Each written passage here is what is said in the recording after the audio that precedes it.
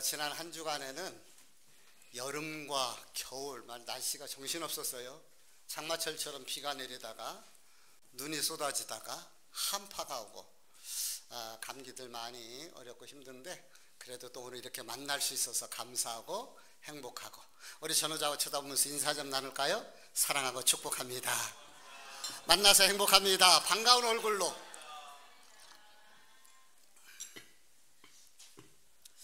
스프링복 현상이라는 것이 있어요. 스프링복이 어떻게 생긴 동물인가 한번 볼까요? 네, 많이 이렇게 동물의 세계나 이런 데서 봤잖아요.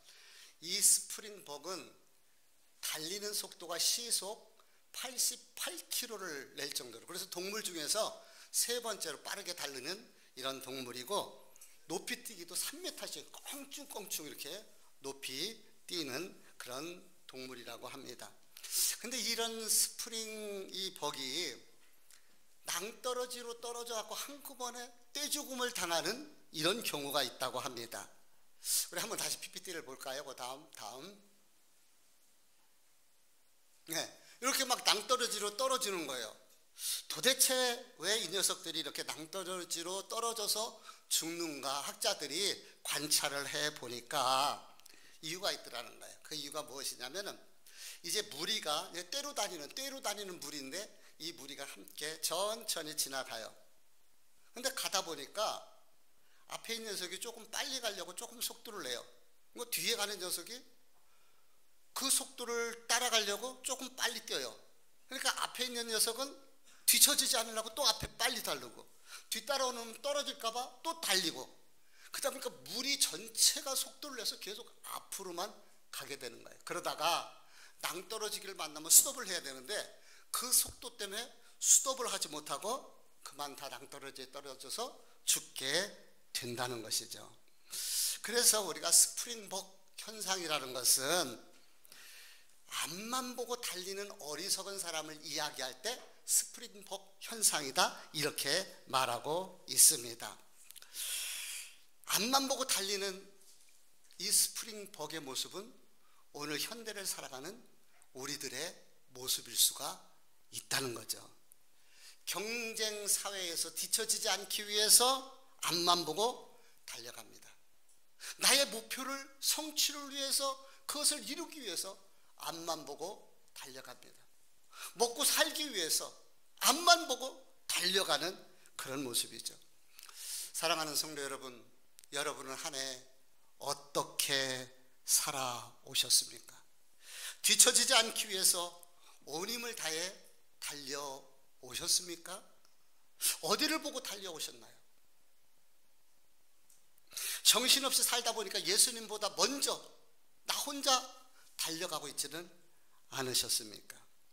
괴테는 속도가 중요한 것이 아니라 방향이 중요하다 그랬어요. 지금 우리의 삶의 방향, 신앙의 방향은 어디로 향하고 있을까요? 목자 되신 예수 그리스도를 따라가며 주님과 동행하는 그 삶을 살고 있습니까? 아니면 주님도 잃어버리고 나 혼자 열심히 그렇게 살아가고 있습니까? 자신을 점검해 볼 수 있는 시간이 중요하다 생각합니다. 벌써 2023년 한 해가 다 지나가고 이제 2024년을 시작하려고 합니다. 이 마무리를 잘 해야 되는데, 그래서 앞으로 3주 동안 큰 주제가 다시 출발선으로 라는 주제를 가지고서 이제 함께 요나의 삶을 추적해 보면서 함께 우리를 점검해 보고, 요나를 통해서 나를 보는 거죠. 나를 점검해 보고, 그리고 우리의 방향이 제대로 설정되는가, 다시 주님 앞에 방향을 잡고 2024년을 출발할 수 있는 저와 여러분이 되었으면 합니다. 본문의 말씀은 요나가 하나님께 사명을 받는 그런 장면이에요. 요나는 히브리어로 비둘기라는 뜻을 가지고 있습니다. 갈릴리의 한 마을 가데 헤벨 출신으로 이렇게 알려지고 있는데요. 아버지 이름이 뭐라고 소개하고 있어요? 아버지 이름은 아미떼라고 이렇게 소개를 합니다. 1절 2절 말씀 우리 같이 다시 읽어볼게요. 시작. 여호와의 말씀이 아미떼의 아들 요나에게 임하니라. 이르시되 너는 일어나 저 큰 성읍 니느웨로 가서 그것을 향하여 외치라. 그 악독이 내 앞에 상달되었음이니라 하시니라. 예, 하나님은 지금 아미떼의 아들 요나를 부르시고 큰 성 니느웨로 가서 외치라고 이렇게 말씀을 하십니다. 그러면서 그들의 악독이 내 앞에 상달되었다. 하나님은 요나에게 니느웨로 가서 외치라. 이것이 요나가 받은 사명인 것이죠. 니느웨는 아시리아라는, 아수르라고 성경에 나오는데 이 아시리아라는 나라의 수도가 됩니다. 아수르는 그 당시에 강력한 정복국가였고 무력과 경제력을 가지고 있는 강력한 나라예요. 니느웨는 그런 아수르의 수도였기 때문에 오늘 성경에 보면 큰 성이라고 이렇게 표현을 하고 있어요. 부족함이 없는, 힘이 있는 그런 큰 성이었던 것이죠. 그런데 하나님은 그런 니느웨의 그 사람들의 악독이 내게 상달되었다고 말씀하십니다. 악독이란 말이 뭐예요? 죄로 관영해서 죄악으로 악해졌다라는 말인 것이죠. 그래서 상달되었다는 이 말의 의미 문자적으로 해석하면은 그들의 악이 내 앞에 올라왔다라는 말인 거예요. 그러니까 우리가 죄의 대명사면 어디를 생각해요? 소돔과 고모라라고 얘기를 해요. 근데 이 니느웨가 소돔과 고모라처럼 악독이 관영해서 그 죄악이 하나님께까지 올라온 그런 모습인 것을 우리가 성경을 통해서 이야기하고 있습니다. 하나님은 그런 니느웨를 심판하시겠다고 이렇게 이야기를 하면서 요나를 보내서 심판이 임박했으니까 너희들이 회개하고 돌아와서 다시 하나님께로 돌아오라는 이런 말씀을 가서 선포하라는 거예요. 이것을 우리는 복음이라고 이야기합니다. 복음. 니느웨의 사람들이 심판받을 수밖에 없는데 그 심판에서 벗어나 살 수 있는 길은 회개하고 그 죄악에서 떠나 하나님께로 돌아오는 길, 이게 바로 복음이라는 것이에요. 복음은 복된 소식, 좋은 소식, 살 수 있다는 소식을 말하는 것 아니겠습니까? 그 복음을 전하라는 거예요. 세상이요 많이 악하잖아요. 이 악한 세상에 길이요 진리요 생명 되시는 분은 오직 예수 그리스도밖에 없습니다. 그러므로 예수 그리스도를 우리는 전해야 되죠. 알려야 되죠. 이게 우리가 해야 할 복음이고 이 시대의 요나들의 사명이기도 합니다. 3절 말씀을 같이 읽어볼게요. 시작. 그러나 요나가 여호와의 얼굴을 피하려고 일어나 다시스로 도망하려 하여 욥바로 내려갔더니 마침 다시스로 가는 배를 만난지라. 여호와의 얼굴을 피하여 그들과 함께 다시스로 가려고 배삭을 주고 배에 올랐더라. 예, 요나는 하나님의 뜻을 거절하죠. 그리고 배를 타고 다시스를 향해 갑니다. 니느웨는 지금의 이라크 지역이에요. 근데 다시스는 반대편 유럽 스페인 지역인 거예요. 우리 지도를 한번 볼게요. 한번 보세요.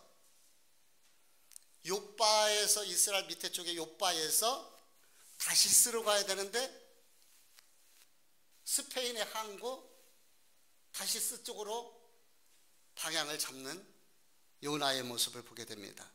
자, 이 지도를 한번 보시고 여기서 무엇이 문제인가를 한번 발견해 보세요.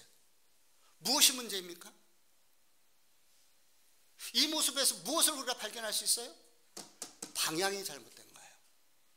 하나님이 원하시는 방향은 위에 니느웨를 향하여 가야 되는데 내 생각은 저 멀리 지중해를 지나서 건너서 스페인으로 가게 되는 것이죠. 방향이 틀렸어요. 방향이 잘못됐습니다. 방향이 잘못된 요나처럼 우리도 믿음의 지도를 놓고 내 삶의 방향을 점검해 봐야 된다는 거예요. 나는 지금 하나님이 원하시는 그 방향을 향해서 가고 있는가? 아니면 내가 원하는 곳을 향하여 가고 있는가? 우리의 방향은 하나님 나라요, 오직 예수 그리스도가 되어야 되는데 무엇을 먹을까, 무엇을 마실까, 무엇을 입을까 세상 것에 두고 살아가고 있지는 않습니까? 안타깝게도 요나는 하나님이 원하시는 방향이 아니라 내가 원하는 방향, 자신이 원하는 방향, 다시스를 향하여 그가 가게 되는 것이죠.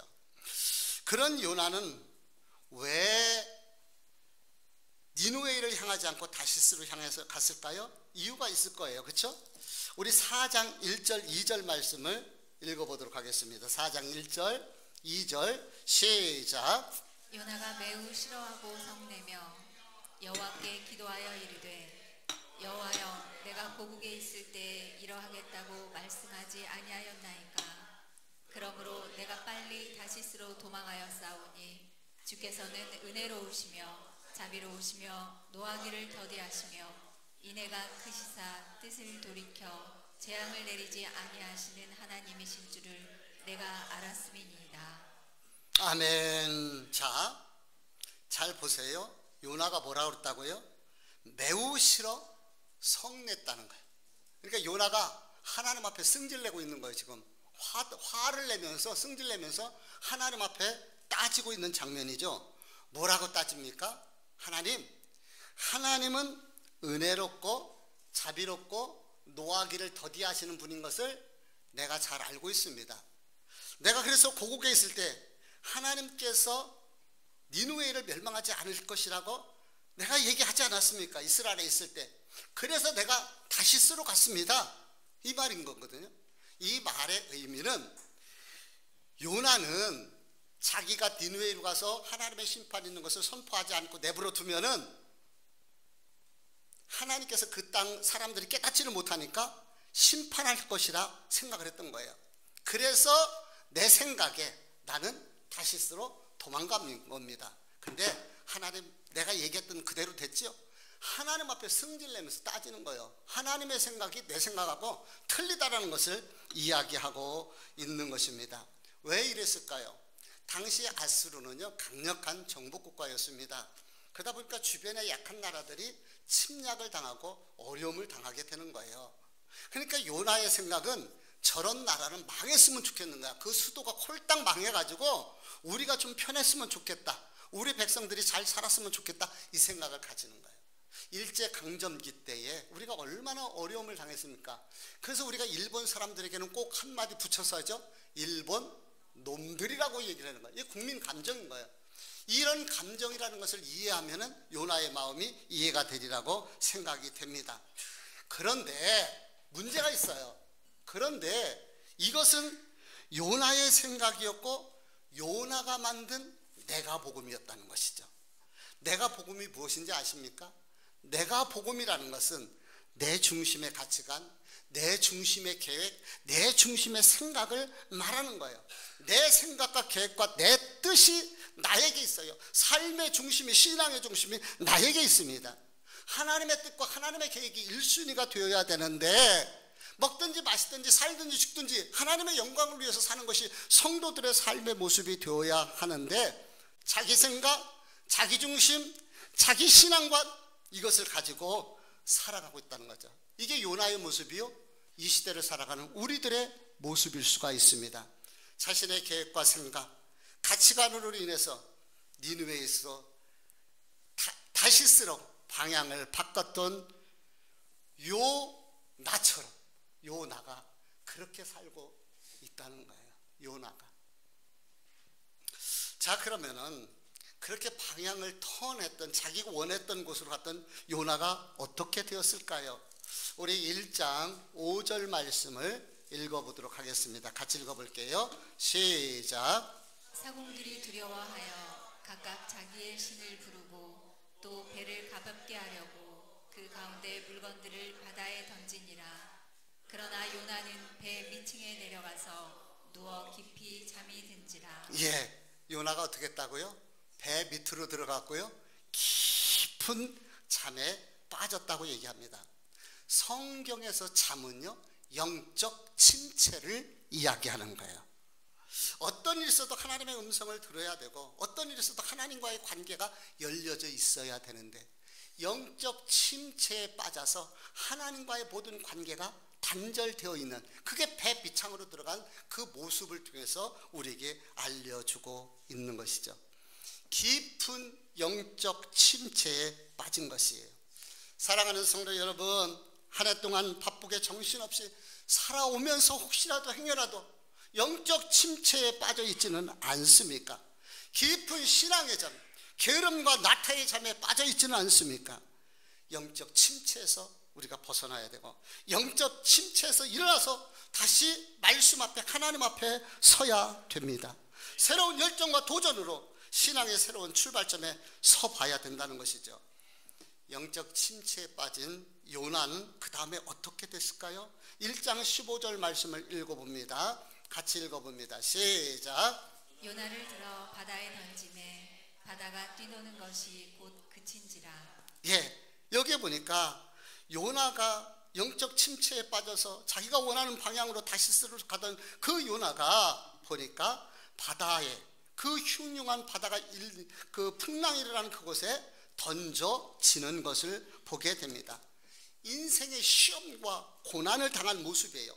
17절, 1장 17절 말씀 읽어봅니다. 시작. 여호와께서 이미 큰 물고기를 예비하사 요나를 삼키게 하셨으므로 요나가 밤낮 3일을 물고기 뱃속에 있으니라.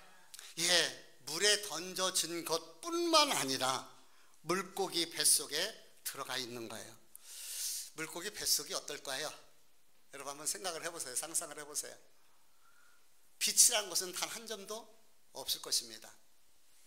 그 비린내가 얼마나 역겨웠을까요? 그 창자 속에서 뒤엉켜져 있는 위액이 소화를 시키기 위해서 분비될 것입니다. 뒤집어 써있는 요나, 생지옥인 거예요. 생지옥.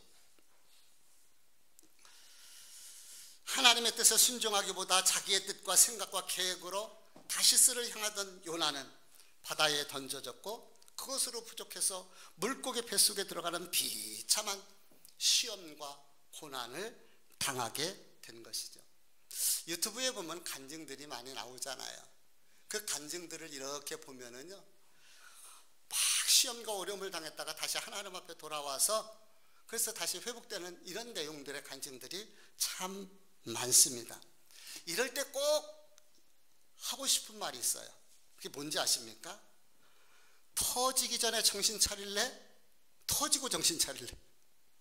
무슨 얘기인지 이해가 가시나요? 우리 옆에 분하고 한번 물어볼래요? 터지기 전에 정신 차릴래? 터지고 정신 차릴래? 한번 좀 물어봐 보세요.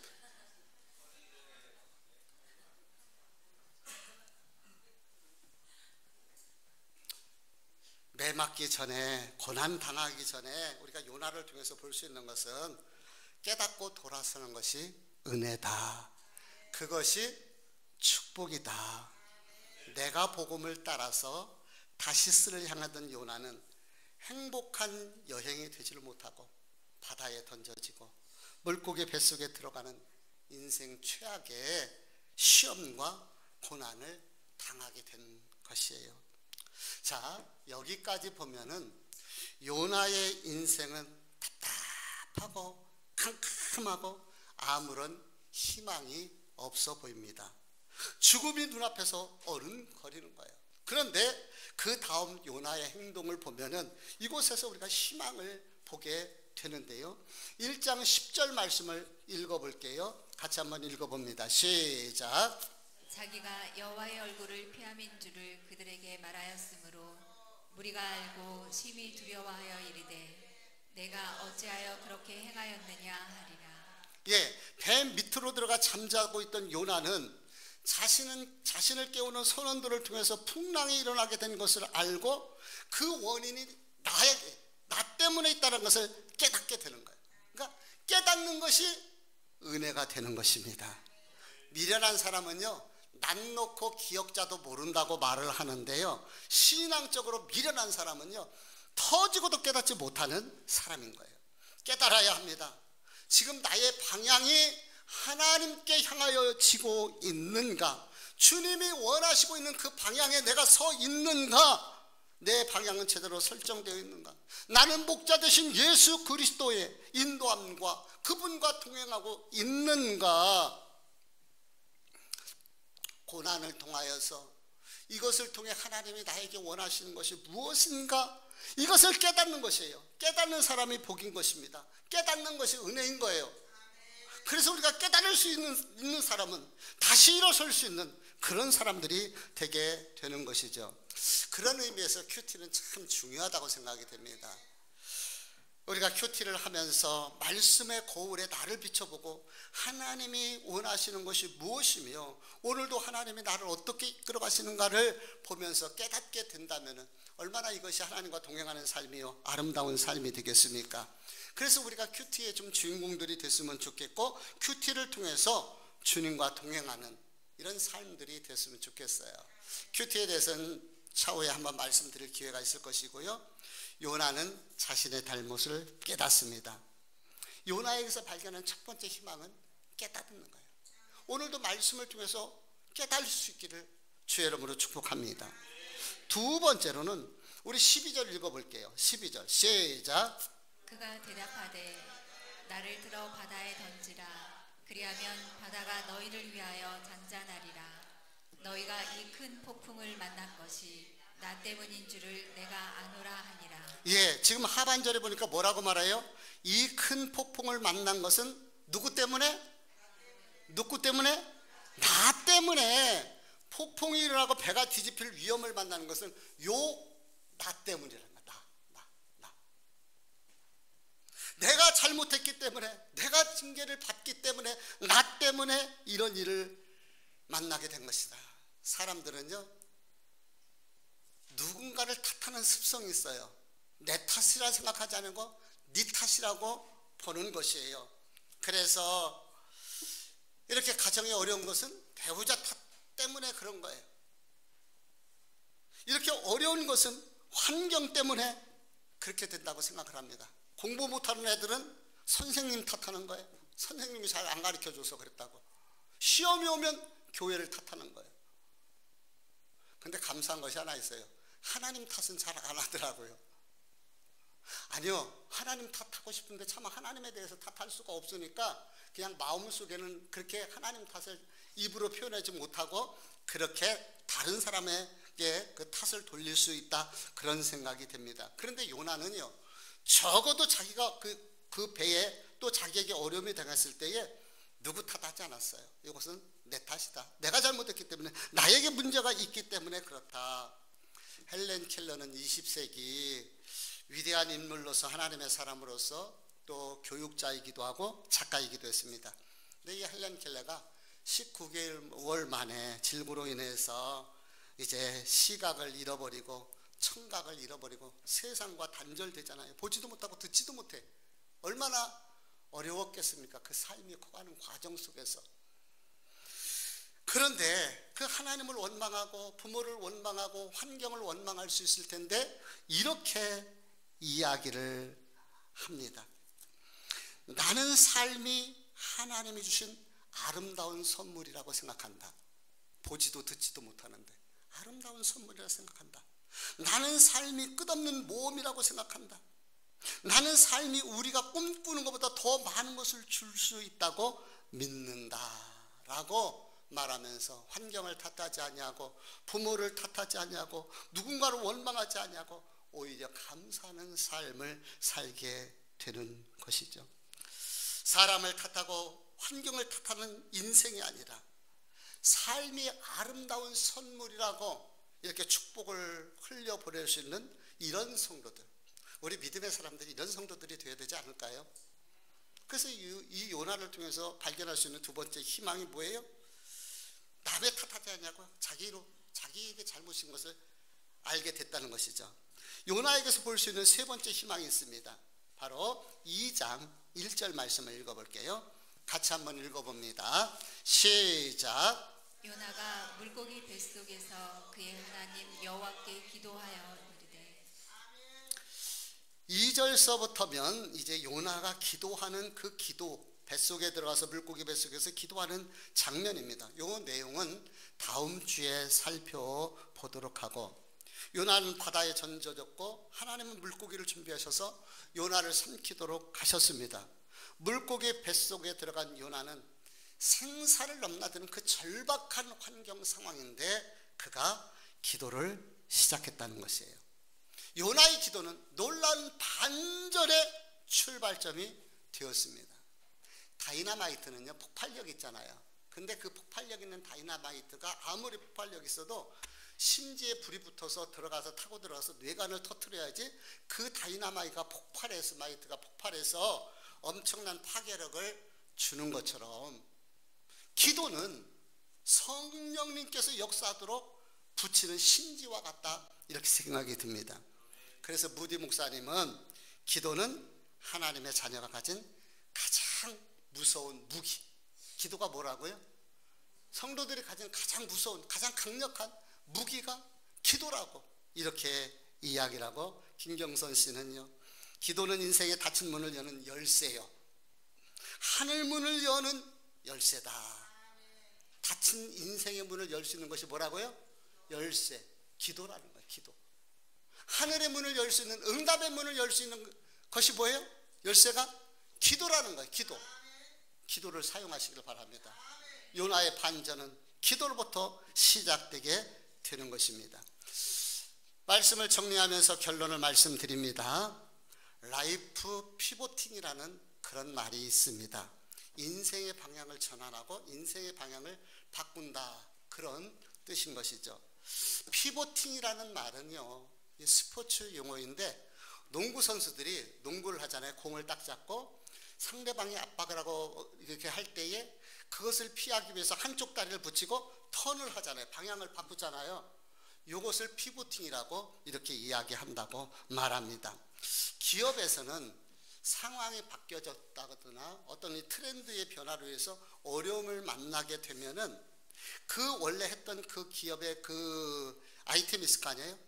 그 아이템을 그대로 놔두고 거기서 방향을 전환하면서 새로운 도전, 모색을 해보는 것, 이것을 바로 피보팅이라고 이렇게 이야기한다는 거예요. 그래서 기업에서도 피보팅을 이야기하는 것이죠. 근데 우리는 믿음의 피보팅이 필요하다고 생각이 됩니다. 요나의 뜻은 니느웨가 멸망당하는 것이요, 그래서 나는 다시스로 도망가는 것입니다. 이건 내 계획과 내 생각과 내 뜻인 거예요. 그래서 그 내 계획과 내 뜻과 내 생각을 쫓아서 다시스를 향하여 가다가 배 밑창에 들어가서 하나님의 낯을 피하고 싶어 숨었지만 숨는다고 숨어지는 것은 아니잖아요. 그 여행길이 오히려 고난의 길이었고 시험의 길이었고 고통의 길이었어요. 그래서 바닷물에 던져지게 되고 물고기 뱃속에 들어가는 그런 상황을 맞게 됩니다. 그런데 그에게 희망이 있는 것이 뭐예요? 그럼에도 불구하고 희망이 있었던 것은 자기의 잘못을 깨닫게 되고 다른 사람 탓하지 않냐고 내 탓을 하면서 기도라는 무릎으로 다시 하나님을 향하여 방향을 설정했다는 것입니다. 우리 신앙의 피보팅을 한번 해보자고요. 우리 2023년 어떻게 살아오셨습니까?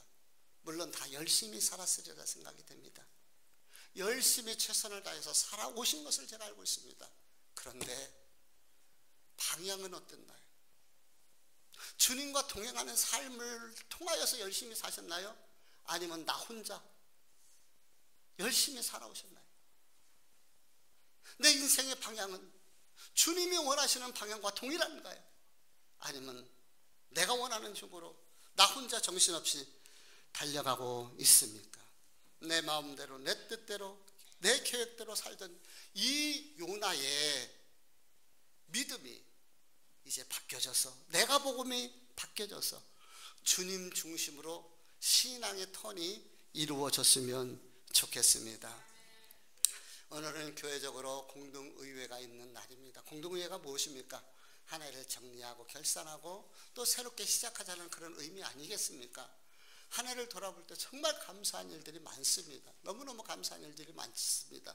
그러나 우리 교회적으로도 또 다시 하나님 앞에서 새로운 마음으로 새로운 출발선에 도전해 보게 되는 것이죠.